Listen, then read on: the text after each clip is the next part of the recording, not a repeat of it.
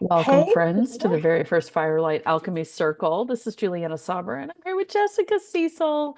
So excited to get this started. Jessica is going to open up our teaching today, and she has some amazing stuff to share with you. So, with that, I'll turn the floor over.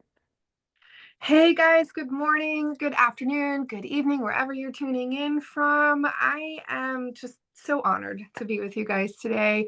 This is our first circle time for our seekers and learners, and I hope that you get a great value out of this and that you get a chance to really immerse yourself in this community that we're creating here. I do have some housekeeping, so I just want to take a few minutes to set the scene for you, and I want to make sure that you are comfortable. So make sure you go grab some water really quickly, or your favorite herbal tea, maybe some crystals, or even your favorite essential oils, whatever works for you, anything that you need to be comfortable and settled in this time so that it's enjoyable, it's productive. This is a time of fellowship, of introspection, and of alchemy. So let's make the most of it. I want you to also grab a notebook or a journal so that you can jot down some of your notes or ideas in some of the experiences that we're going to have today and some of the discussions that we're going to have. I want you to have that as a reference, and you're going to continue to add to that as we grow in our alchemy here in the Seekers and Learners Circle. There will be a PDF of the journal prompts that we will discuss today in the group, and I will go ahead and add that in the chat as well for whoever's watching. And just make sure that you take the time to go through these prompts when you have a quiet moment and you can really focus and put your intentions in that. We're going to talk about intentions in just a minute, but I need you to make sure that you turn off your notifications so that you are fully present here in this space. That is how you show love to yourself and respect to our other members, as well as me, your facilitator. To make the most out of our time together, I also want to encourage everyone to share when you are prompted. But please try to keep your answers brief so that everyone has the chance to share in this short amount of precious time that we have together. So to start, I'd like to actually set an intention for our group. Um, this time together should be a time for deep reflection, for growth, and for connection. So I want you to make sure that you have brought a positive and growth-oriented mindset, an openness to explore the deeper emotions and the hidden truths about yourself and about the world, and your willingness to connect with other members. Make sure that those things are all equipped and ready so that you can really align with the energy that we are going to set right now. So the intention for today is that today we embark on a journey of self-awareness to explore who we are beneath our daily roles, our stories, our beliefs, and our habits. And we will meet ourselves with perfect grace, love, and acceptance all along the way. Don't worry about where you've been. Don't worry about any judgment for it. Okay, that is our intention for this circle time. Now, I need you to take a moment and we're just going to get into the presence of this time. Okay, as we open our circle, I want you to take a nice deep breath in, close your eyes, and breathe out. We're going to do this 2 more times. Breathe in, center your mind, soften your shoulders, breathe out. Release any of the tension that you have from your day. And breathe in. Today we come full of joy for the awareness that we will receive, that we will experience our true selves and be able to have this authentic time with one another. Okay, now we're in the moment. No more furrowed brows, no more crazy mind. Before we begin, and again, I want you to close your eyes and I want you to take a really quick assessment. How present do you feel in this moment? What's on your mind right now?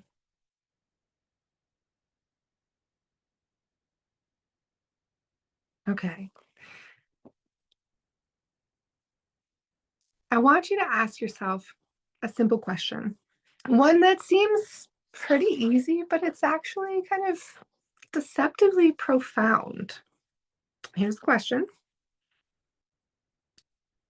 Who are you?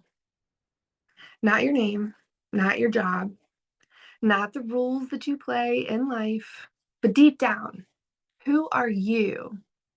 Don't answer yet. I want you to sit with this question for just a minute because we have a little journaling opportunity here. Again, our journal prompt can be found in the group.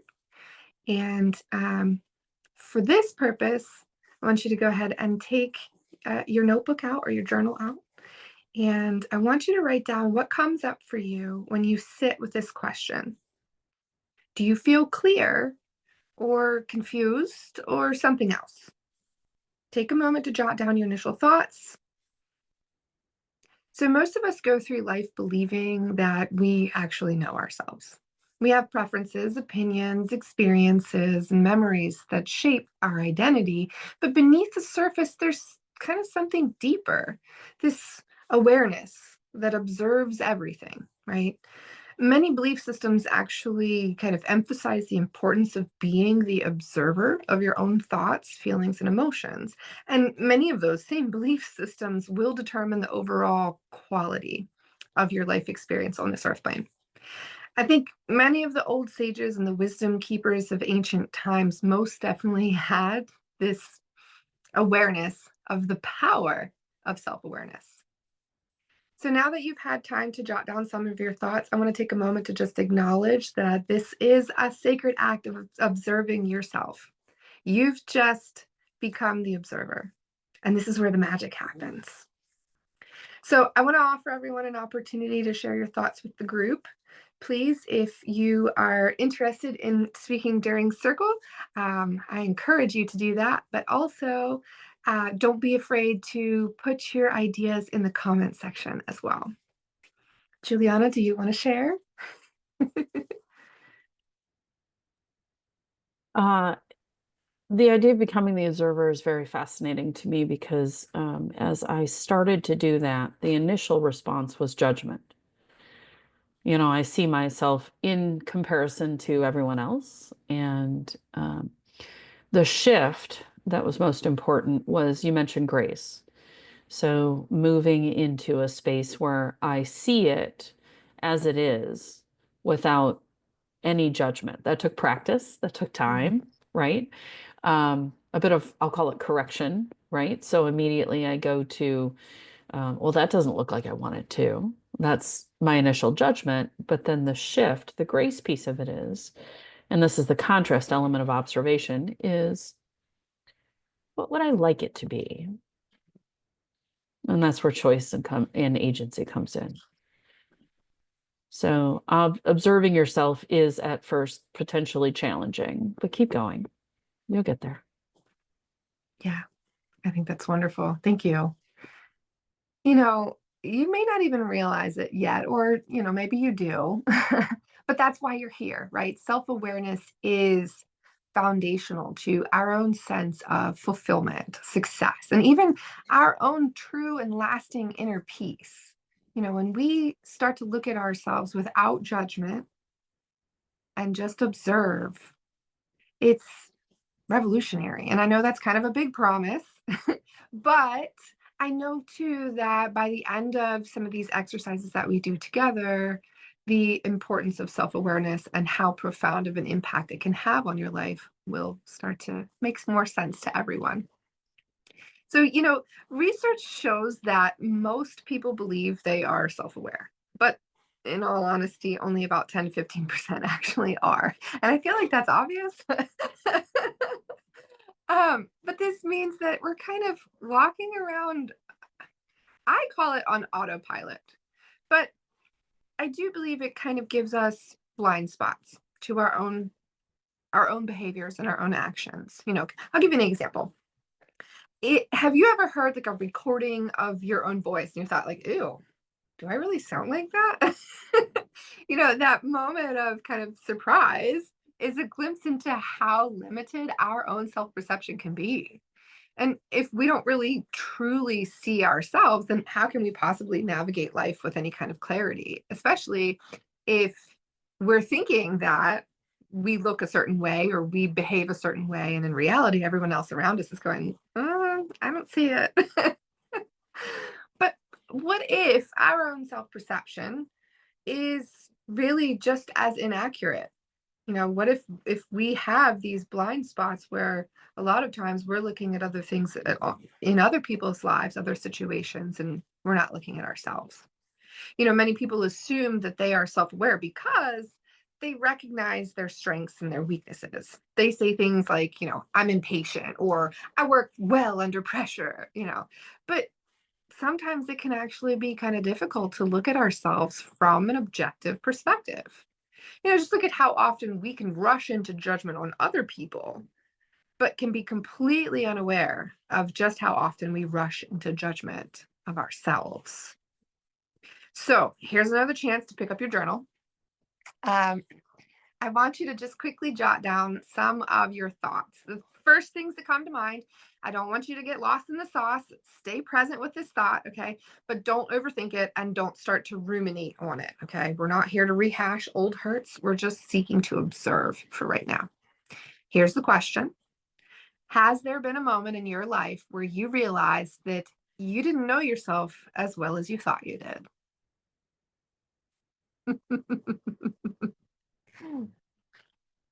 All right. What I want you to do is make sure that you pop your answers in the comments if you are feeling brave enough to share. I encourage you guys to share because you never know when your epiphany or your hardship or your heartfelt story is going to radically change someone else's life. So please, please share your thoughts in the comments. All right. If at any time you feel led to share along as the live is taking place, please interrupt me, okay? So we're going to get into step 3 of this process. I want you to imagine that you're walking through a dense forest with no light. It's pitch dark and you can't see a thing. Every step is uncertain. You don't know if you're walking towards safety or you're just going to fall off a cliff. But now imagine that you're holding a lantern. Suddenly you can actually see through the forest. The trees are the same, the terrain hasn't changed, but now you see. Self-awareness is that lantern, and it allows us to do a couple of different things. It helps us to recognize our patterns, the behaviors and the habits that we continue to act out and live out based on our personal story or experiences. It also helps us to understand our triggers so that we can be aware of our reactions instead of our responses, right? And then finally, it will align us with our purpose. So by distinguishing, what we truly want and what society has conditioned us to chase, we'll be able to actually maybe leave that rat race of a job and get into something that we actually want to do, that actually fulfills our lives, because we've taken the time to look at what we're unhappy with when it comes to that career or that relationship, right? Without self-awareness, we live in kind of like autopilot mode. We repeat old cycles, we chase empty goals, we wonder why happiness feels like it's just out of reach. We're so close. I want you to do another exercise with me. We're going to close our eyes again. And this time, I want you to imagine that you are watching your own thoughts, kind of like you're just watching the clouds pass by through the sky. I want you to notice any emotions that come up with whatever thoughts pass through, but don't judge them. Don't look at them as bad or good or have any kind of merit. Just notice the thought, notice the emotion, and let it pass.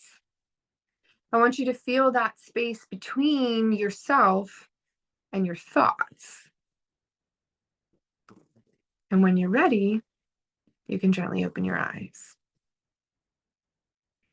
So I want to hear, what did you notice during this exercise? Was your mind busy? Was it still? Did you have judgment on your thoughts? Tell me what your experience was just observing your thoughts.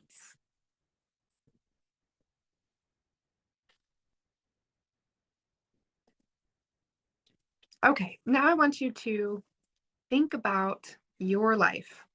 You're going to do a little bit of journaling here. And with the journal prompts, I highly recommend that you take some additional time with some of these questions. But for now, we're just going to write down a couple of the first words that come to mind.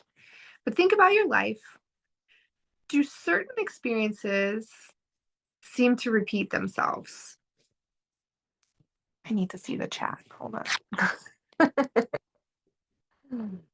Okay, there you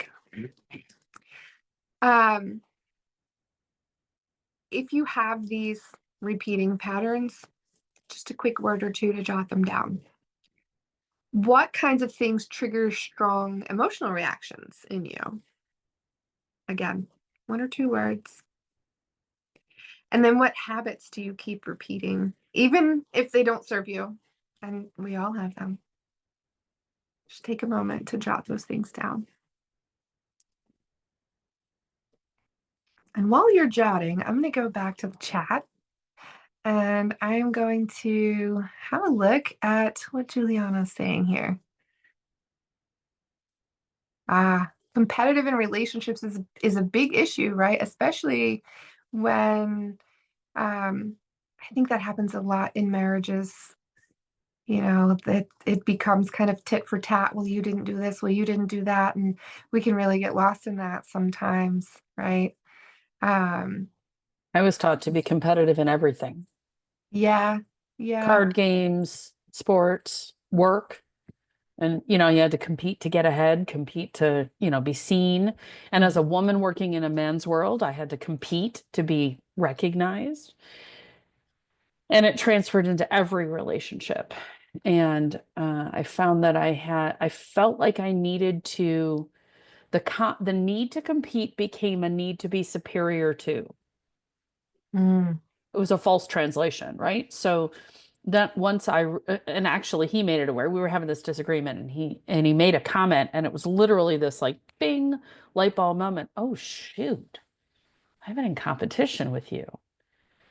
And it gave me a chance to kind of go in and work through all that and see where it came from and then intentionally choose a different way to go. But that was kind of a big light bulb moment. It sounds like a big one.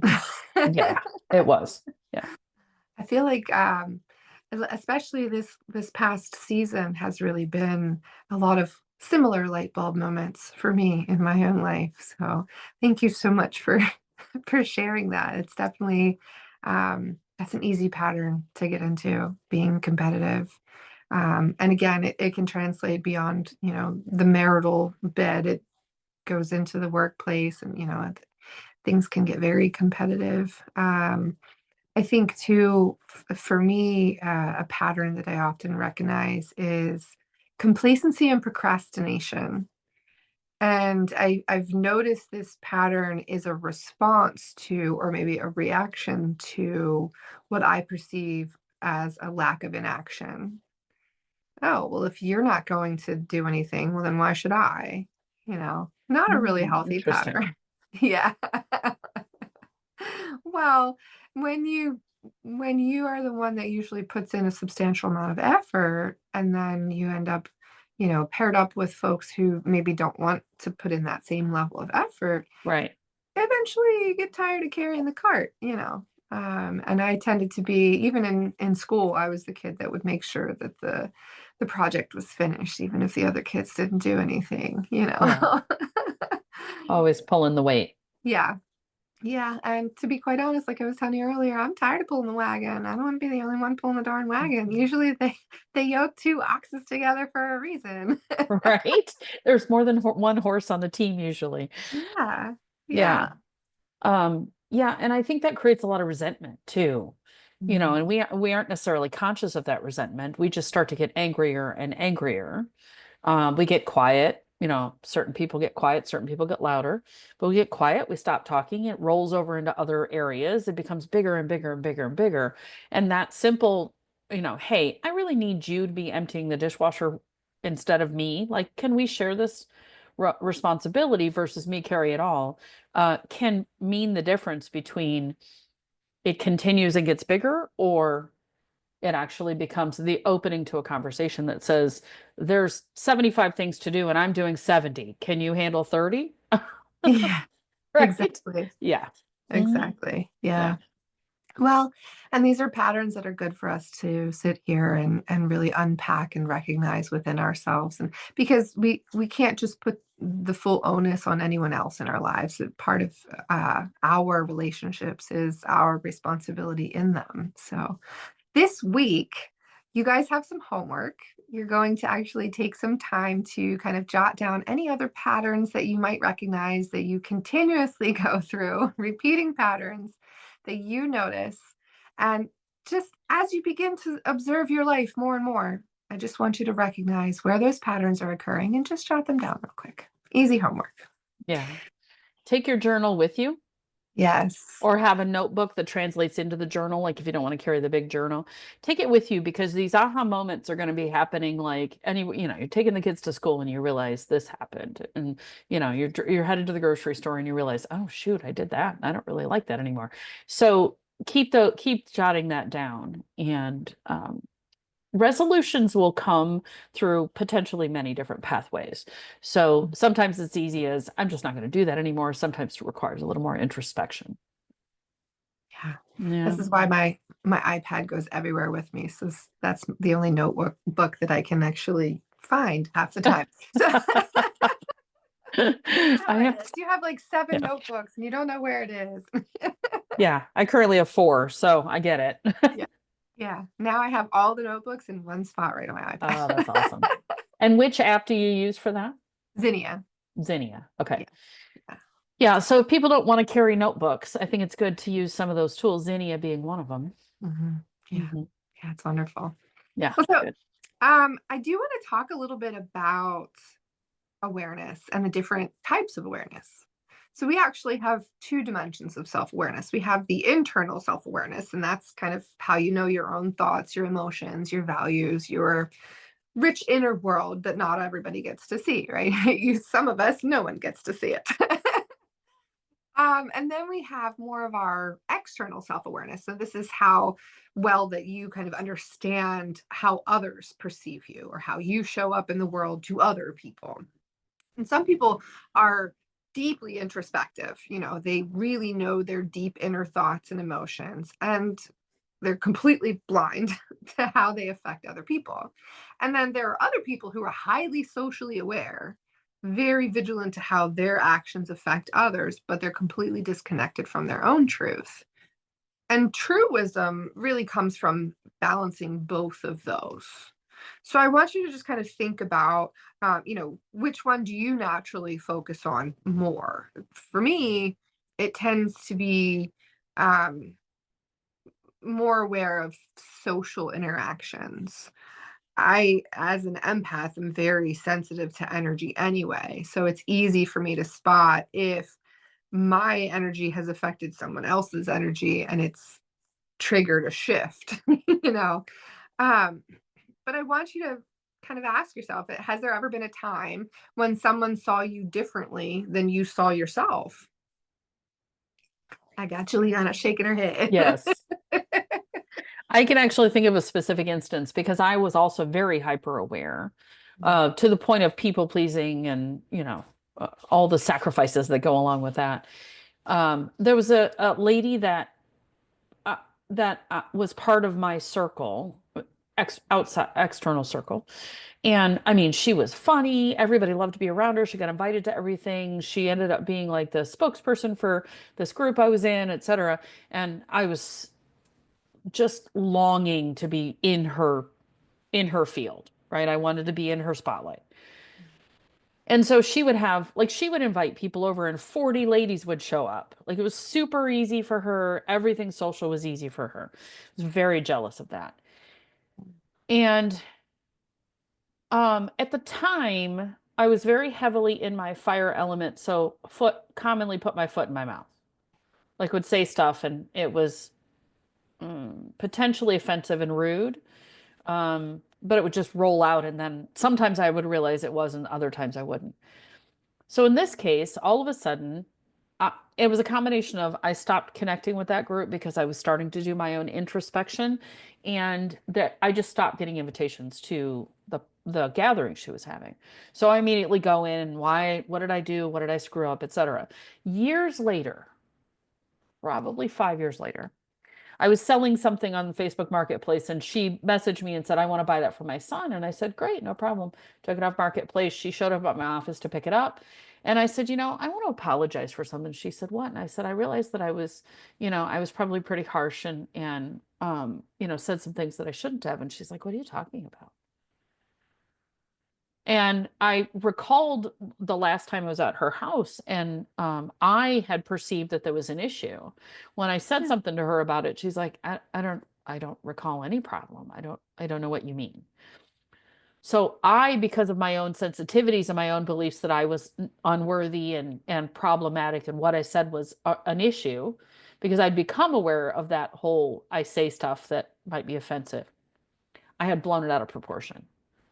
Wow. And in my head, over the 4 or 5 years, that was the reason why she stopped inviting me. Turns out she stopped having the gatherings altogether.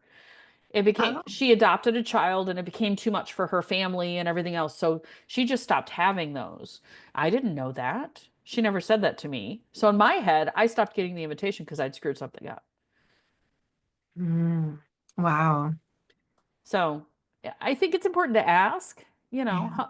and it's not even about humble yourself to ask. I think it's seek the knowledge to say, did I do something wrong? Mhm. Or did something change that I don't know about? Because it might be one or the other.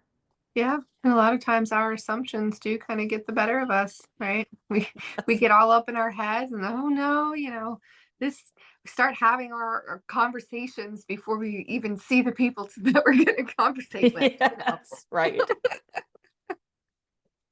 Yep. Well, and I think that, that is an important awareness to have when we are working on trying to create self-awareness and cultivate that within ourselves. Really, there's not a shortcut to this, right? You can't download an app to be more self-aware, there's no easy button for this one.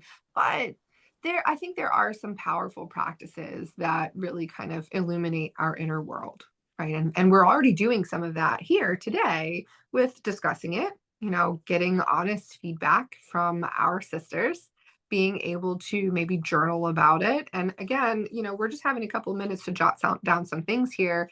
And while I encourage, at length journaling, sometimes it is good to just have that quick fire journal experience because it's the first thing that comes to your mind. You don't have a lot of time, rapid fire it out and see what comes out. Sometimes more often than not, I surprise myself. I'm like, oh, wow, I didn't even know that was in there. um, One of the other ways, though, that we can spend some time in more mindfulness is meditation. And I know some people are like, oh, meditation. Some people are like, oh, yeah, I already meditate. And some people kind of have a misunderstanding of meditation. For the intents and purposes that I'm talking about, and there are many different types of meditation, but for this, I'm talking about just you're not trying to silence your mind, because heaven's sakes, good luck with that. That takes years and years and years of practice. But you're not trying to quiet the voice. You're simply just trying to watch. That internal dialogue that you have, you're just watching it. You're noticing the restless thoughts, right? You're noticing the emotions that come up when you do have a specific thought. Say you're just sitting there in quiet meditation, not thinking about anything, and then all of a sudden, that girl Brooke from work, she was kind of a jerk the other day in the cafeteria, and you don't know why she did that. And who cares about Brooke? That's not the point. What emotions are coming up for you? What's being brought to your attention, to your awareness, to be able to work through and heal? And I think a lot of the patterns really reveal themselves in the time of meditation too. So it's just simple judgment, no pressure. Yeah, I was one of those that couldn't meditate. you know, Mhm. that perceived sit for 45 minutes in quiet silence, right? That was Yeah. more like nap time, because my nervous system was so out of balance. So I found walking in some sort of like in a park or something like that. And the thing that I found most difficult and most impactful for the transition was I would take a leaf or a flower and I would spend a significant amount of time just studying every element of that leaf or that flower. Every time I felt myself drawing away, I would pull myself back because we have to retrain the brain to from the squirrel monkey mind to let me come in and pay attention to this flower and notice every detail. And in doing that, we can transition that to, as you said, the awareness is that rapid fire through, because sometimes they will rapid fire. You'll be like cooking dinner and you go, oh, now I know why, Where's right? my Where's notebook? my notebook? Write it down real quick. And then you can spend 5 or 10 minutes to really, really like ask about that thing. And when I say ask, I mean ask inside. Yes. Maybe ask for perspectives from someone like Jessica or myself, someone you trust who is going to be honest with you. And I think that's important, Mhm. because not everybody will be honest with you about it. Everybody sees in their own perception, and our perceptions can be limited. So, but that studying the leaf or the flower gets that monkey mind to kind of settle a bit, and then you can go, all right, so on that thing that I do, why do I do it? What can I know about myself by thinking about this? Where does it come from? Who might have patterned this for me? And what do I want to do instead? So, I mean, it gives you, it was the one thing, it was one thing that worked very well for me. And so I offer that to you as well. I think that's a great suggestion. That's actually something that they kind of teach in Kriya Yoga is first starting out with just focusing on one thing. Because if you can just train your mind to focus on one thing, that will help you to be able to still the thoughts if you need to. Again, we don't always want to still the thoughts. Sometimes we want to just let them flow, like Mm. turning on the tap, we let them flow, right? And when Mhm. our mind starts to wander off to what we're going to make for dinner that night, it's kind of like a puppy dog that you're training to use a pee pad or something, pee on the paper, gotta keep bringing the puppy back. So we just bring it back. For me, I think it's a great idea to use, like you said, a flower or even a crystal or something, something tactile that you can observe to bring back your focus. For me, I always learned that I need to bring my focus back to my breath. And it's very easy for me to catch now when my focus is elsewhere because it's not on my Mhm. breath. I'm starting to Mhm. breathe more shallow and I notice it. I pick it up very quickly. So that's Sure. that's the thing that I use to focus on because I started my meditation journey in the pitch dark every morning while my husband and my children were asleep in the same room. So I had to get creative. Oh, wow. um, you know, I would encourage you if you are going to take up meditation, don't do it in a lying down position. You're more inclined to actually fall asleep. If you want insights, sit up, do the meditation upright.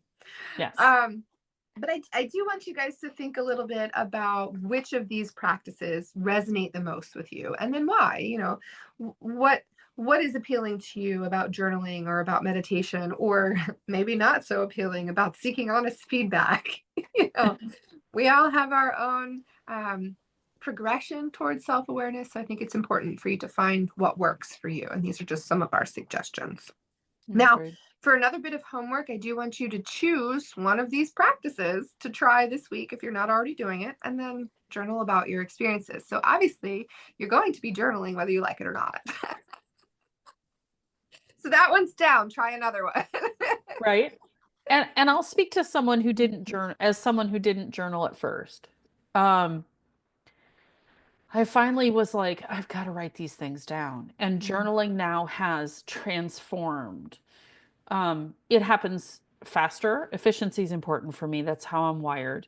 It happens faster. It's more effective. And then I can also go back. Like I had a session with my mentor yesterday. Yes, I still have a mentor. I will always have a mentor. Um, because there's always somebody who can see what I can't. So I always end up with 4 pages of notes. And then like this morning I went back and I'm like, okay, this I've got to work on. So I worked on that and I went back and I worked through that and I got new perspectives on a couple other things. So journaling is so incredibly helpful Mhm. that I really encourage you, even if it's just a few words in your notebook, Yeah, start it. I agree. I agree. Mhm. Okay, so I have another mindfulness exercise here for everybody. So I'm going to have you close your eyes again because this is a time of rest and relaxation, right? We're just not sleeping yet. So this time, though, I want you guys to imagine a version of yourself that is completely free from self-doubt, from external validation, from old conditioning, from judgment, from fear or fear of judgment. Okay? How would you move through the world? How would you show up? Who would you really be? Now, before you come out, I want you to just hold on to that feeling for a moment. Notice the feeling behind it. You living your best, most authentic, most fulfilled life. How does that feel? Soak it in. And then when you're ready, open your eyes.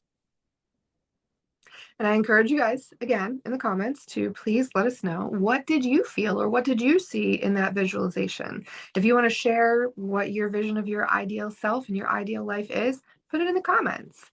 If you want to share the feelings and the emotions that came to you by doing that visualization, put that in the comments too. When you truly know yourself, something absolutely remarkable happens. You actually stop being controlled by external validation. And that is huge. As someone who used to be controlled by external validation and is still going through this process right now. But you stop chasing the things that don't fulfill you anymore. You stop reacting out of old wounding and old patterns. And instead, you move into this flow. You move through life with a deep and unshakable sense of peace because you know who you are. You've taken the time to observe yourself. Marcus Aurelius was a Stoic philosopher. I actually got my son his book Meditations for Christmas this past year because he just loves the Stoic philosophy. Marcus Aurelius once said that nowhere can man find a quieter or more untroubled retreat than in his own soul. Mm. And that's the whole point of this work. We want you to reconnect to your soul. And you can't do that if you're not even aware of who that is. That is the gift of self-awareness. It's not a destination. This is not a one-click thing. This is a lifelong practice of returning to yourself. So I'm going to leave you with this question. When was the last time you truly observed yourself, aside from here, this session, and not through the lens of habit or judgment, but with genuine curiosity, getting to know yourself? I gotta say, I have been on this journey the last few months of getting to know me. What is my real value? What did I come here to do? Not what everyone else told me that I was supposed to be. Sit down, shut up, be a good girl, work hard, all of the tropes. And they were never meant for me. And that's why they never fit.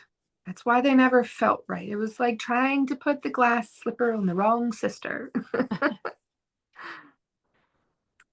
Looking at myself with curiosity, with openness, and with acceptance of whatever I might find along the way has really been enlightening, humbling, and fulfilling.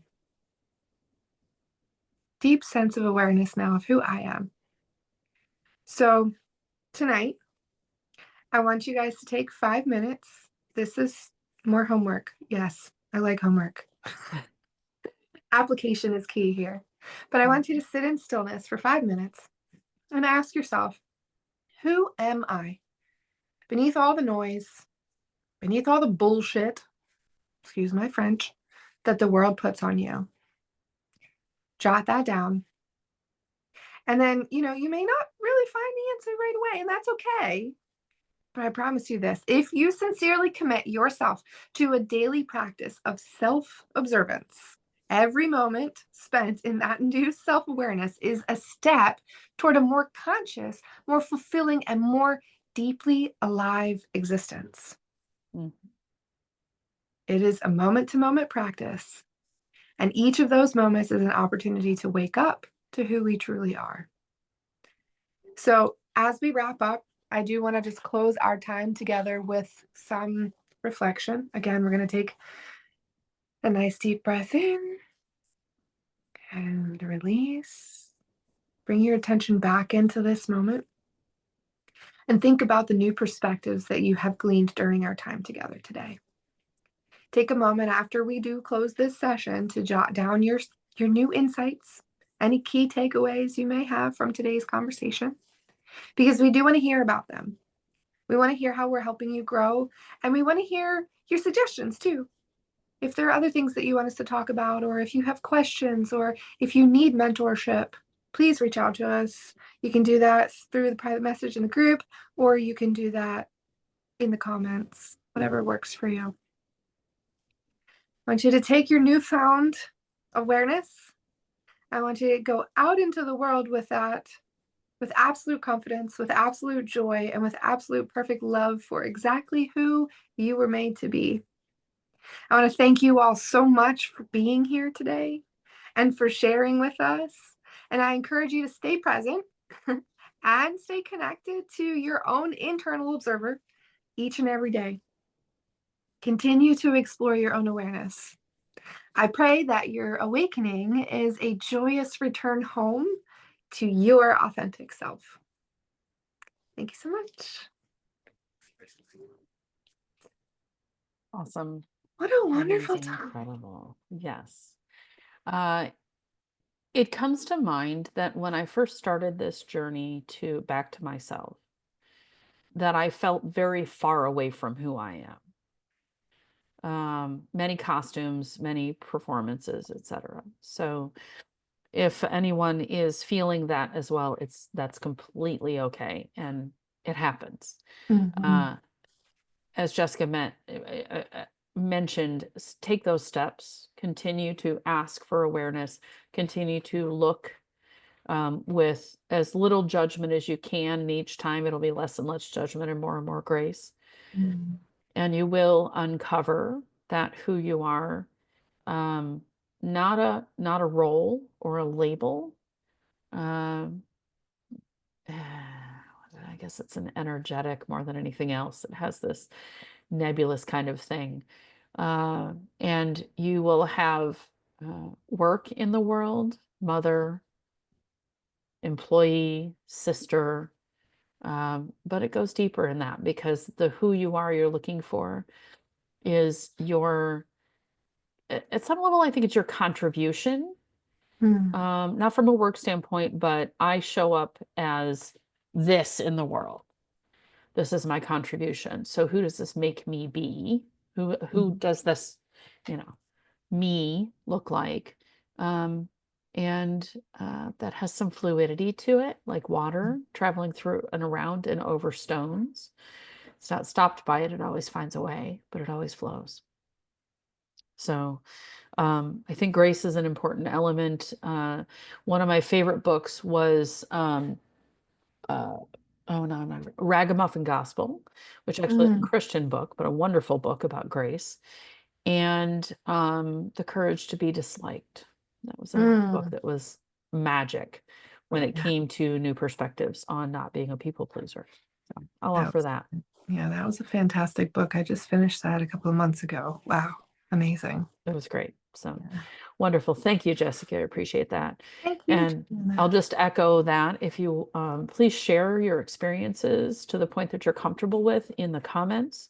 And we will be back in 2 weeks with Foundation Circle. And Jessica is going to lead the Foundation Circles, and I will lead the Healer Practitioner Circles, and we will work together.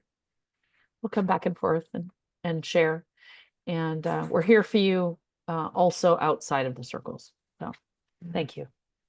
Thank you.